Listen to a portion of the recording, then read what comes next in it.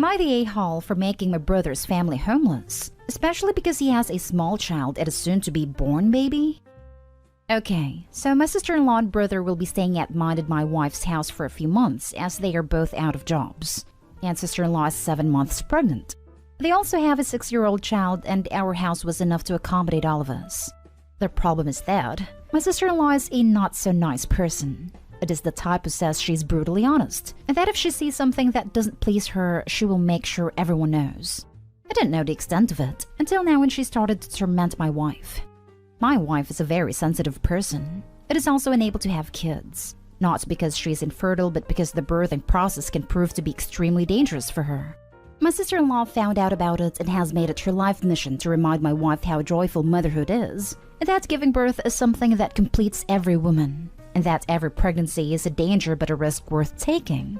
Let me remind you, my wife's mother has died at childbirth, and her aunt has had multiple miscarriages.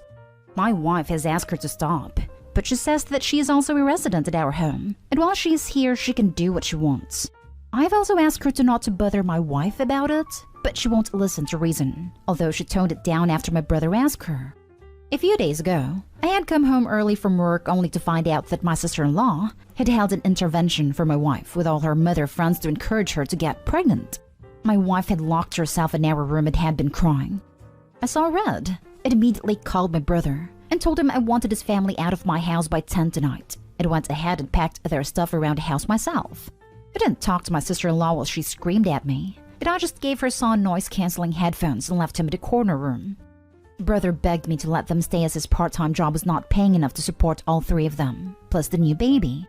I told him that I had given sister-in-law many chances, and that my wife will not be disrespected in her own home. They left, and I have found out that they are currently homeless and can barely afford to get a motel for a night. My mother is on my side, but has told me to think about my nephew, who is also suffering a lot as he can't even attend online school.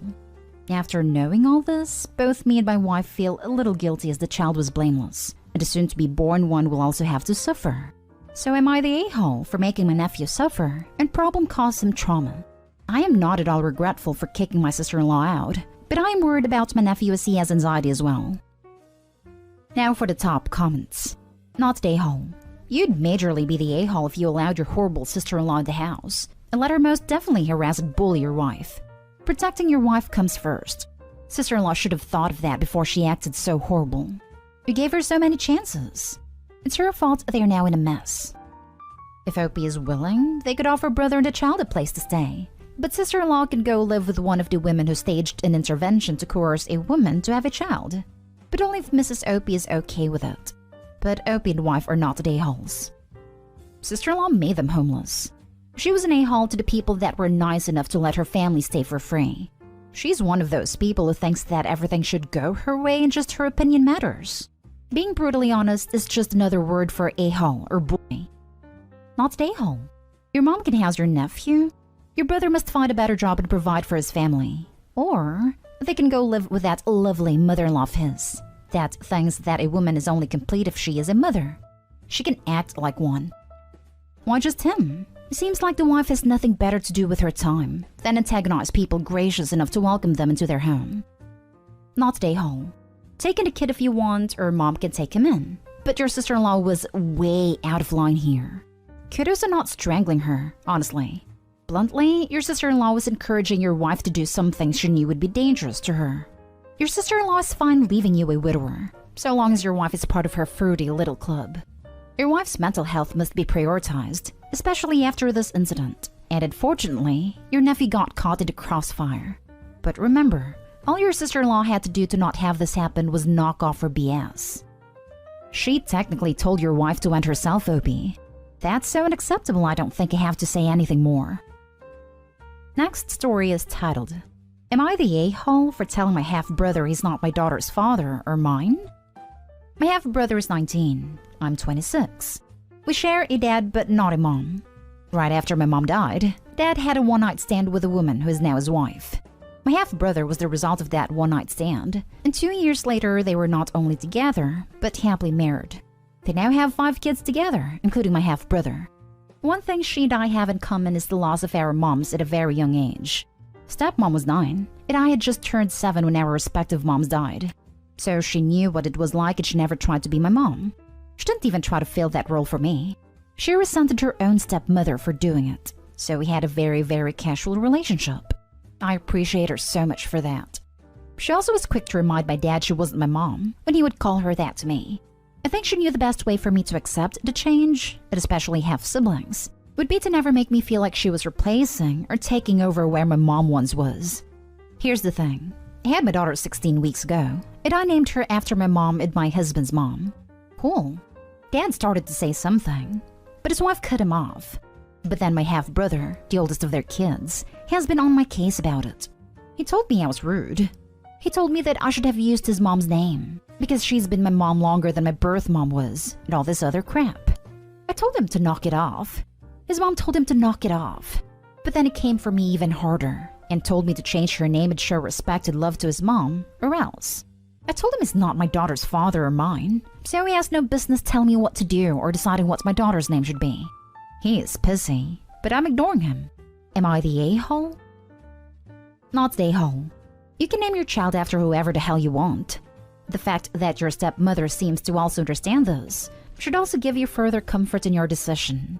Your half-brother needs to stay in his lane. That's what's so annoying about it. He's probably even hurting his mother by implying she should have accepted her own stepmother more.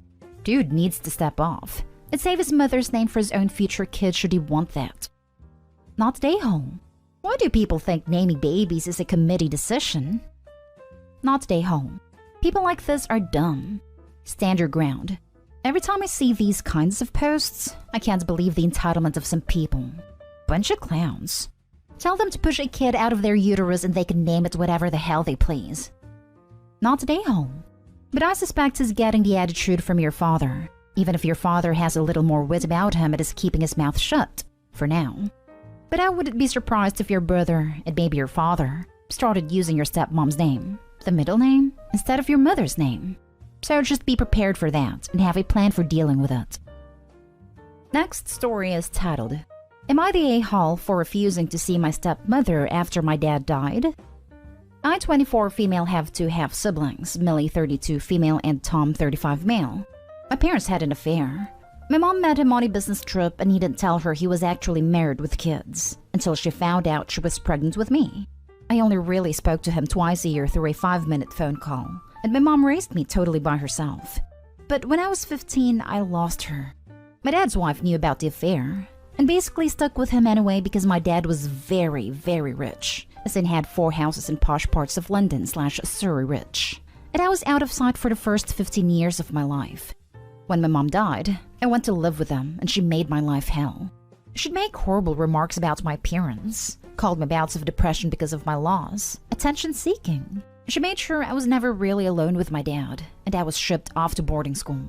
I was never invited back for Christmas, but I spent most of the summer holidays at a village my boarding school was closest to. It was incredibly lonely, and my dad didn't ever seem to care much about me either.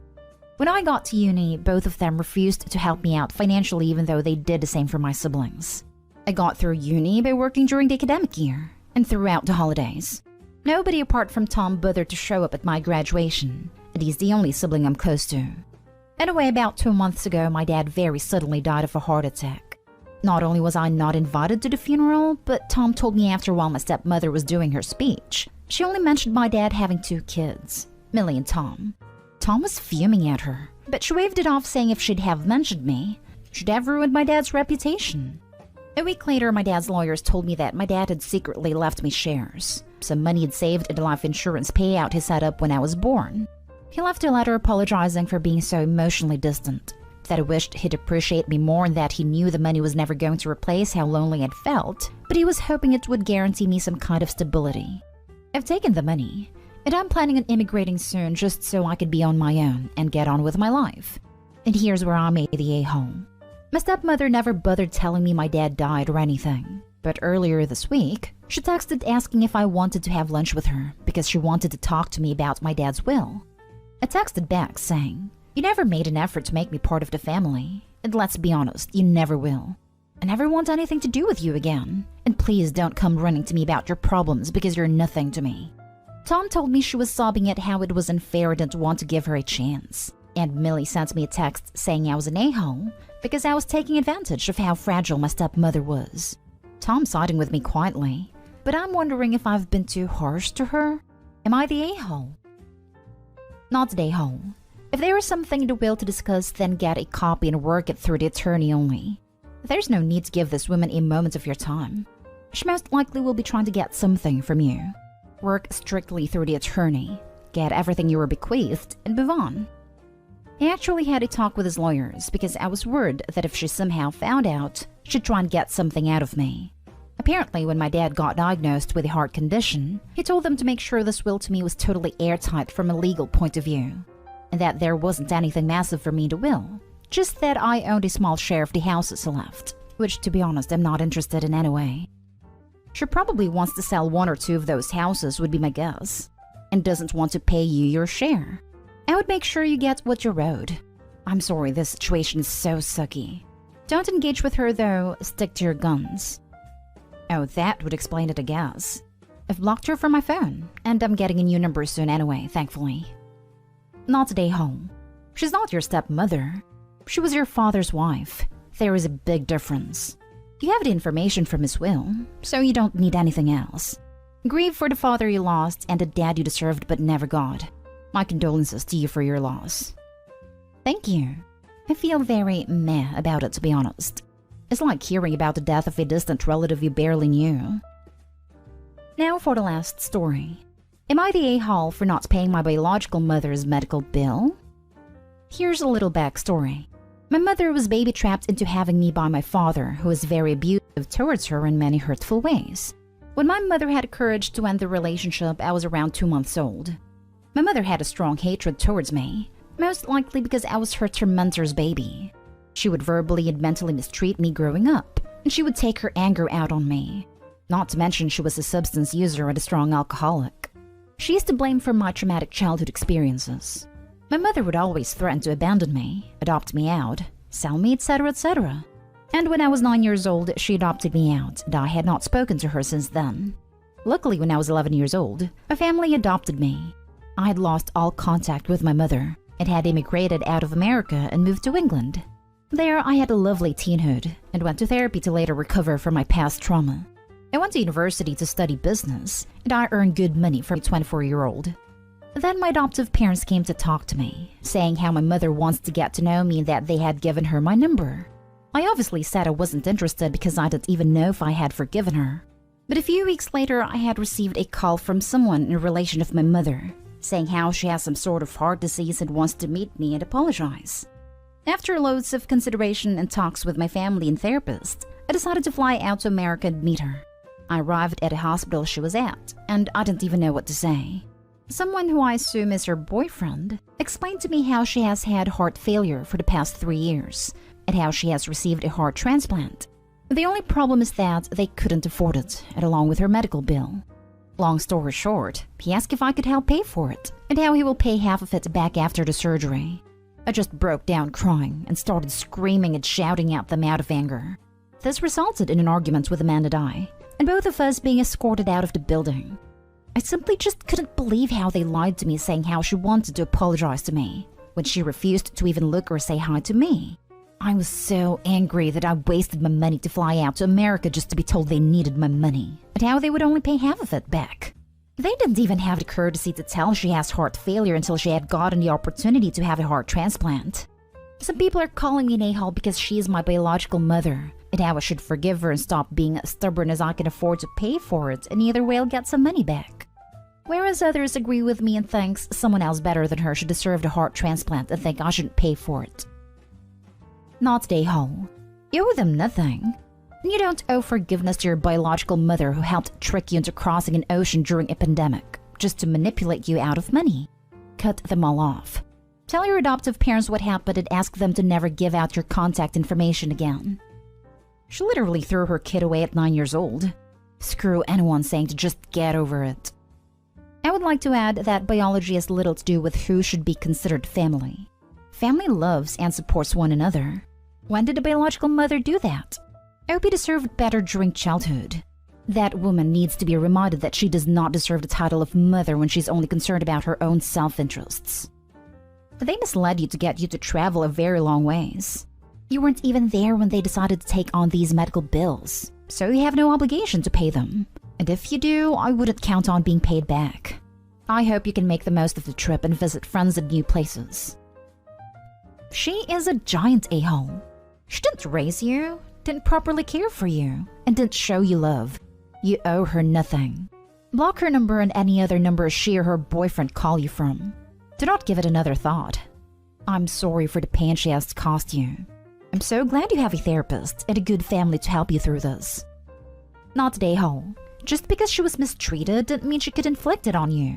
There's literally no justification. She of all people knew how it felt. And worse still, you were a child. She walked into her relationship as an adult. Once she adopted you out, she ceased being your mother legally. There is nothing you owe her. Any friend saying you should pay has to mind their own business and doesn't even understand 1% of the horror you went through. Surround yourself with people who love and support you and cut out the negative. Close this chapter. Change your number. Speak more to your therapist.